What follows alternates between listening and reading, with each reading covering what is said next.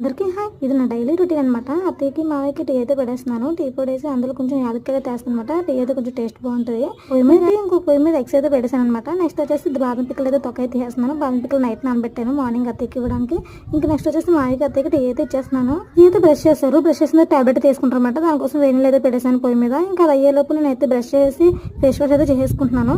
Eggs అయితే అయిపోయినాయి. Eggs అని బాదం పిక్కలు అయితే అత్తయ్యకి అయితే ఇచ్చేసాను. నేనైతే ఇక్కడ ఉప్మా చేద్దామని చెప్పేసి ఉల్లిపాయ అయితే వేస్తున్నాను అనమాట. ఉప్మా అయితే రవ్వ ఉప్మా చేస్తున్నాను. గోధుమ రవ్వ ఉప్మా మా ఇంట్లో అందరూ చాలా బాగా ఇష్టంగా తింటారు. అదే చేస్తున్నాను అనమాట. దానికోసం ఉల్లిపాయలు పచ్చిమిర్చి అల్లం టమాటా కూడా వేసుకున్నాను. ఇంకా ఉప్మా కోసం అయితే పచ్చిశనగపప్పు మినపప్పు కరివేపాకు అయితే రెడీ చేసుకున్నాను పోపు. ఇంకా గోధుమ ఉప్మా ఎలా ఉంటానో ఈ వీడియోలో చూపిస్తాను చూసేయండి. ముందు ఆయిల్ వేసి అందులో అల్లం ముక్కలు పచ్చిశనగపప్పు మినపప్పు కరివేపాకు పచ్చిమిర్చి అయితే వేసి వేపేసాను అనమాట. దాని తర్వాత ఉల్లిపాయలు టమాటాలు కూడా వేపేసాను.